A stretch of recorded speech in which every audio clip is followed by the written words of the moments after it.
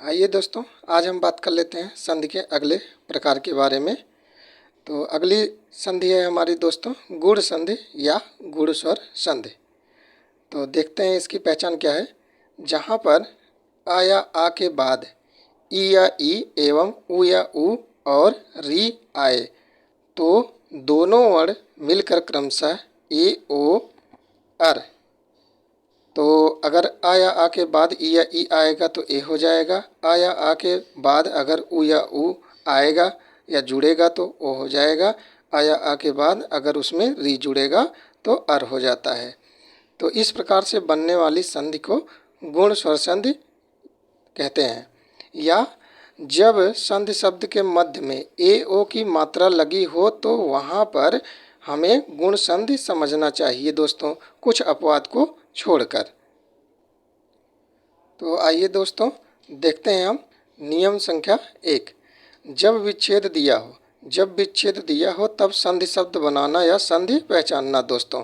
तो जब विच्छेद दिया होता है तो संधि शब्द को कैसे पहचानेंगे, तो या संधि शब्द कैसे बनाएंगे। तो दोस्तों यदि आ या आ दिया हो, आ या आ और उसमें ई या ई जुड़ जाए तो वहाँ पर दोस्तों ए बन जाता है। इसी प्रकार से दोस्तों आ या आ दिया हो, उ या उ उसमें जुड़ जाए तो ओ बन जाता है। आ या आ दिया हो और री जुड़ जाए तो अर बन जाता है दोस्तों। जैसे आइए दोस्तों इस पर एग्जाम्पल हम देख लेते हैं। तो इस पर एग्जाम्पल है दोस्तों जैसे देवेंद्र में दोस्तों देखते हैं हम कि देवेंद्र दिया गया है। तो देवेंद्र में देवधन इंद्र अर्थात कि वह में आ जुड़ा हुआ है और यहाँ पर ई है अर्थात कि दोस्तों देव में आ है दोस्तों, आ और प्लस यहाँ पर ई है। तो हमने कहा था दोस्तों आया आ के बाद ई अगर जुड़ जाता है तो वहाँ पर ए हो जाता है। तो इस हिसाब से दोस्तों देवधन इंद्र बराबर देवेंद्र हो जाएगा। इतर धन इतर र में आ जुड़ा हुआ है दोस्तों, आ र में आ जुड़ा हुआ है, प्लस का चिन्ह है, इसके बाद ई आया है। तो ये दोस्तों मिलकर क्या हो जाएगा, ए हो जाएगा। और ए होता है किसमें, गुण संधि में। तो दोस्तों इस तरह से इतर धन इतर बराबर इतरेतर हो जाएगा। उसी तरह से दोस्तों देखते हैं अगला जो है, अगला दोस्तों है नर धन ईस। तो नर में र में आ लगा हुआ है प्लस ईस बड़ा ई की ई है बराबर दोनों मिलके दोस्तों क्या हो जाएगा, ए का निर्माण करेगा। तो इस हिसाब से दोस्तों नर धन ईस बराबर नरेश हो जाएगा। उसी हिसाब से दोस्तों देखते हैं हित धन उपदेश। तो हित में त में आ जुड़ा हुआ है दोस्तों, त में आ जुड़ा है और प्लस उ है दोस्तों।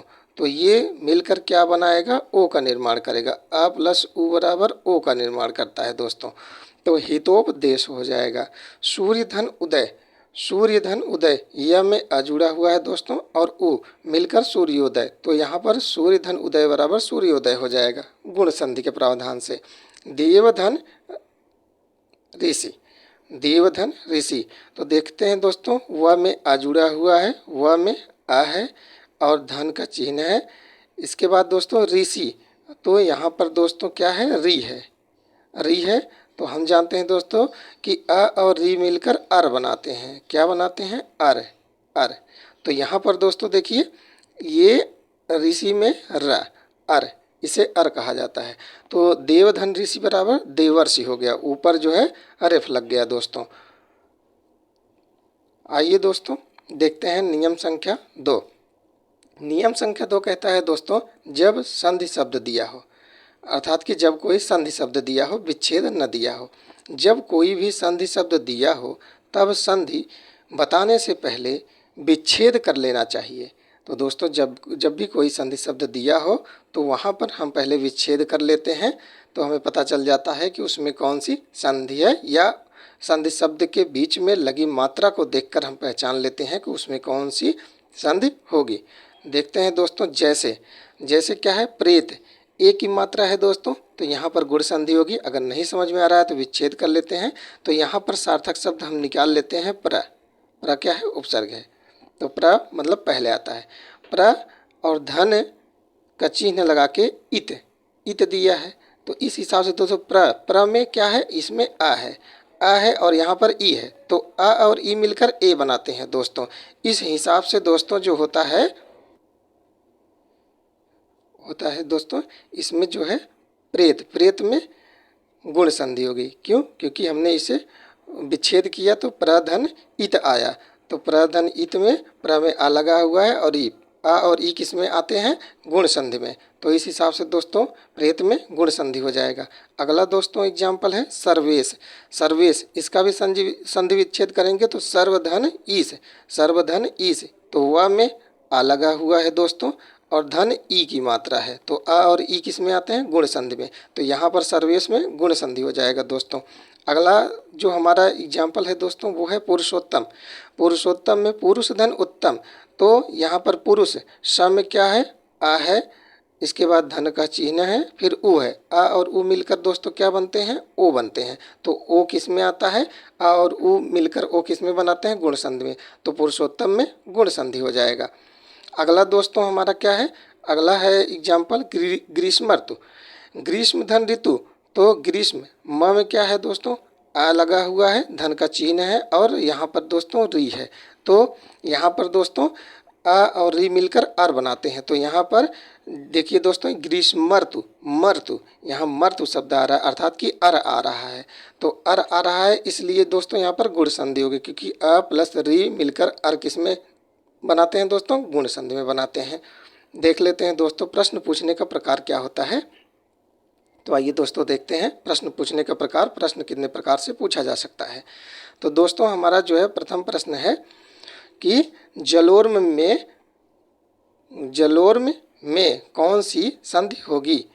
तो जलोर्म में कौन सी संधि होगी? तो इसको पहले दोस्तों हमने कहा था कि जब कोई संधि शब्द दिया हो तो उसे हम संधि विच्छेद कर लेते हैं, तो हमें पता चल जाता है कौन सी संधि होगी। तो जैसे दोस्तों जल, जल हम ले लिए, जल धन ऊर्म, अगर हम इसे ऊर्म में तोड़ दें दोस्तों तो क्या हो जाएगा? जलोर्म। जलोर्म का संधि विच्छेद होगा धन, जल धन ऊर्म, अर्थात कि ल में अ है और यहाँ पर उ है, अ और उ मिलकर क्या बनाते हैं? ओ का निर्माण। तो यहाँ पर दोस्तों क्या हो जाएगा? गुण संधि। तो हमारा ऑप्शन नंबर डी सही हो जाएगा, गुण संधि। अगला प्रश्न दोस्तों हम देखते हैं, निम्नलिखित में से किस शब्द में गुण संधि होगी? गुण संधि किस में होगी? तो आइए दोस्तों हम देखते हैं। पहला शब्द है यशोदा। यशोदा में दोस्तों विसर्ग संधि होगी, ये हम आपको आगे बताएंगे कैसे होगी, क्योंकि इसका जब संधि विच्छेद होगा तो यह हो जाएगा यशः धन द, यशः धन द, तो यशोदा, यशः धन दा, तो यशोदा। तो इस हिसाब से दोस्तों यहाँ पर विसर्ग संधि हो जाएगी भोजनालय, भोजन धन आलय, यहाँ पर दोस्तों क्या हो जाएगा? भोजन और आलय, न में आ रहा है फिर आ रहा है, तो ये दीर्घ संधि हो जाएगा। भारतेंदु, भारतेंदु दोस्तों देखते हैं तो भारतेंदु का अगर हम संधि विच्छेद करेंगे तो भारत, भारत हो जाएगा दोस्तों और प्लस इंदु हो जाएगा, इंदु, तो भारत धन इंदु, यहाँ त में आ है दोस्तों, ई है, तो आ और ई मिलकर ए बनाते हैं। तो हमारा ऑप्शन नंबर सी सही हो जाएगा। कौन सा?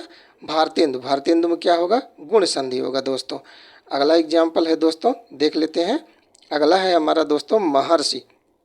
महर्षि शब्द का संधि विच्छेद क्या होगा? ये टाइप है दोस्तों, इस प्रकार से भी पूछ सकता है। तो महर्षि, मह धन ऋषि, यह भी ऑप्शन गलत हो जाएगा दोस्तों। महो, महो, ये ओ आ गया दोस्तों, यहाँ गलत हो जाएगा। तो ये दोस्तों देखते हैं महाधन ऋषि, यहाँ पर दोस्तों अगर ऑप्शन नंबर सी लेते हैं तो महा, हा में आ की मात्रा लगी है दोस्तों, आ की मात्रा प्लस री, यहाँ पर दोस्तों री, ये हमारा सही है, क्योंकि आया आ के बाद री आए, तो यहाँ पर दोस्तों क्या हो जाता है? अर हो जाता है। तो महाधन ऋषि। लेकिन दोस्तों ऑप्शन नंबर सी में हम देखते हैं कि ऋषि, ऋषि में हमारा मूर्धन्य सा होता है, जबकि दोस्तों यहाँ पर तालव्य सा दिया हुआ है, तो ये हमारा ऑप्शन गलत हो जाएगा। अगला ऑप्शन जो है दोस्तों हम देखते हैं option number D. Option number D में हमारा क्या है?